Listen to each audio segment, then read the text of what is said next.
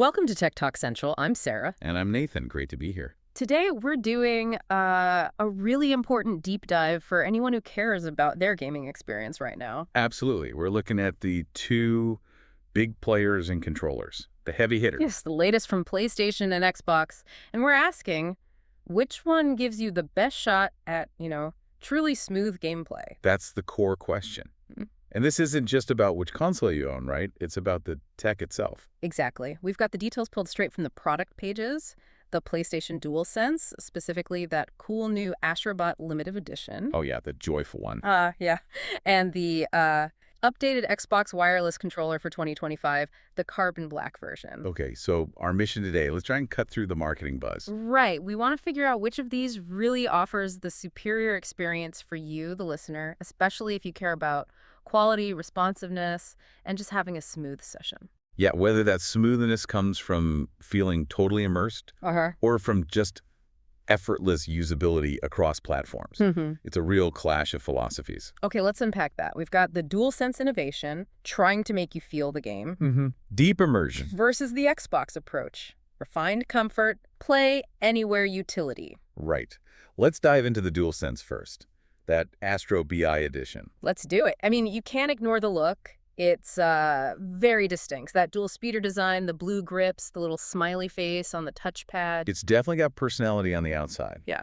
But the real story, the thing that sets DualSense apart, is internal. Yeah. It's all about that next level immersion. You mean the haptic feedback and the adaptive triggers? Exactly. Those two things. Yeah. They're way beyond just standard rumble. Okay, let's break down haptics first. And Right. just so everyone's clear, that's HAPTIC, relating to touch. Good clarification. Yeah. Haptic feedback. This is where it gets really interesting. It's not just like a generic buzz. It's super responsive physical feedback. It tries to simulate textures, the weight of things, even the environment around you in the game. Okay, but how does simulating, say, texture make gameplay smoother? Why does that matter? Well, it gives you instant context. Yeah. Without even looking. If you're walking through mud versus ice, the controller tells you that immediately. Okay. Like an extra sense. Sort of. And that responsiveness, it helps you react faster because you feel it.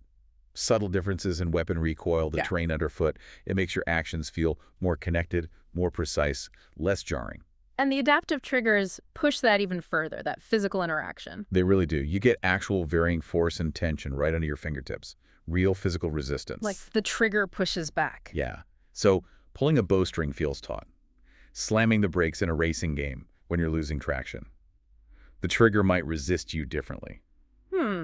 That sounds like it could be amazing or potentially annoying. Does it help smoothness or is it more of an effect? I think it fundamentally changes how you interact with certain actions. It adds this layer of physical information.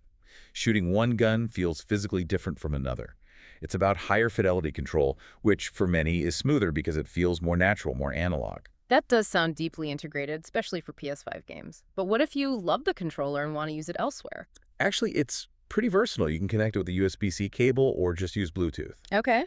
So that opens it up to Windows PCs, Macs, even Android and iOS phones. Oh, interesting. Mobile gaming, too. Yeah, and it has that built-in mic, which is handy for quick chats online without grabbing a headset. Good point.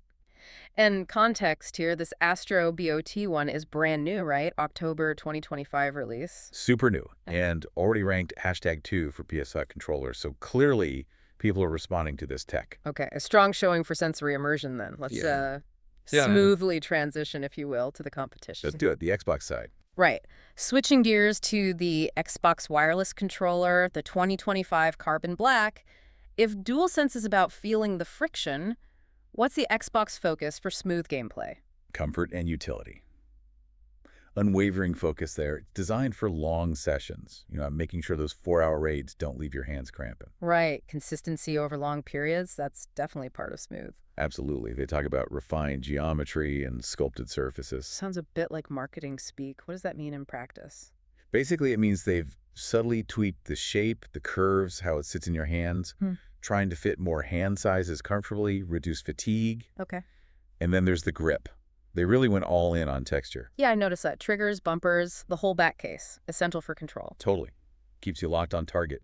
And, crucially, they have that new hybrid D-pad. Yes, the D-pad. That's different from the DualSense's standard cross. Very different.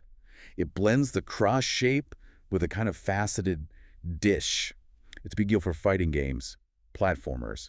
Anywhere you need super precise, quick directional inputs without accidentally hitting diagonals. Makes sense. Less input error means smoother execution. Exactly. And this version keeps the share button, right, Yeah. for grabbing screenshots and clips easily. Yep, very handy. Plus, customization, you can remap buttons using the Xbox Accessories app.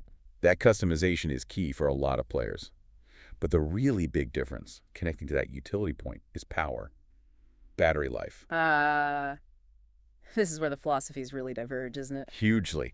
The Xbox controller boasts up to 40 hours of gameplay. 40 hours is, wow, that's impressive endurance. It's massive. Yeah. But it uses standard AA batteries. They are included, though. Wait, 40 hours is great, but EVA batteries in 2025, isn't that a step back from the DualSense's internal rechargeable? What's the catch? That's the trade-off right there. It's a fair question.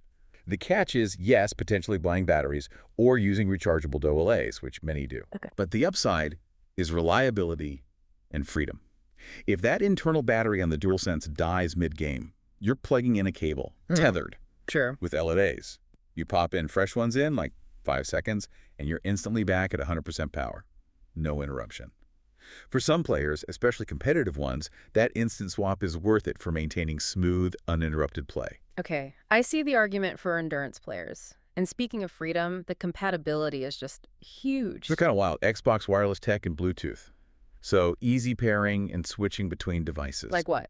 Like Xbox consoles, obviously. Yeah. Windows PCs, Android, iOS, Fire TV sticks, smart TVs. Yeah.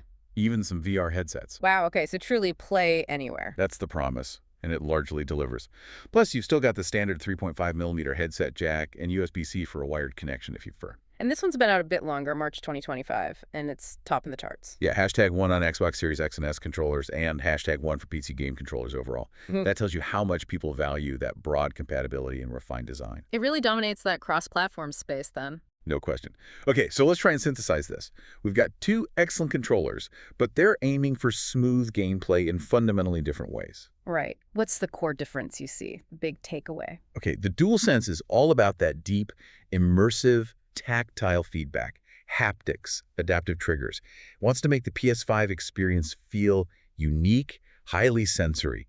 Every moment feels physically distinct. It's about the quality of the sensation. Exactly. A high-fidelity, focused experience. Maybe doesn't translate perfectly everywhere else, but on PS5 it's something special. And the Xbox controller. That's your ultimate utility player.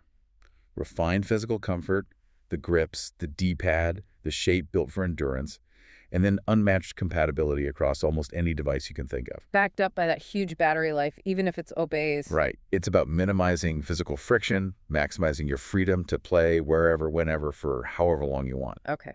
So for you, the listener, trying to decide, what does this boil down to? Well, if your main priority is feeling the cutting edge of gaming immersion, if you want the controller itself to communicate the game's physics and world in a really deep way, and you mainly play on PS5. Then the DualSense is probably your pick. Probably, yeah. Okay. But if your priority is consistent comfort over long sessions, maximum flexibility to play across your PC, console, phone, whatever, And you value that long, easily swappable battery life. then the Xbox controller, with its proven ergonomics and massive compatibility, is likely your winner. You trade those advanced haptics for sheer practicality and reliability. It really is immersion versus endurance and flexibility. It is. And it raises a really interesting question for the future, doesn't it? As controller tech evolves, what's truly more important for smooth gameplay? Is it that refined physical comfort and freedom that lasts 40 hours? Or is it the instant, almost magical simulated feedback that brings the game world physically to life? Maybe. Maybe the best control is just the one you completely forget you're even holding. That's a great thought to leave things on. All right, that wraps up this deep dive into the controller clash. Good discussion. To find the latest prices and deals, be sure to check out the links in the description below. And if you found this deep dive helpful, please subscribe to our channel for more Tech Talk Central content. We'll catch you next time.